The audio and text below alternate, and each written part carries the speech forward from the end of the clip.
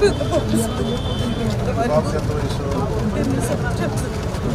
పక్క తెలుసు సార్. ఇప్పుడు వారికి మన కుటుంబానికి కూడా నేను చెప్పుకోలేదు సార్. హాస్పిటల్లో చదువుకుంటామని చెప్పలేదు.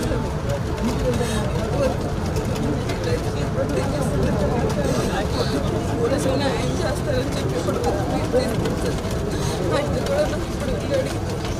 క్రైమ్ బ్రాంచ్ పంపించారు. ఇక్కడ మార్చవరం పిఎస్ విజయవాడ మార్చవరం పిఎస్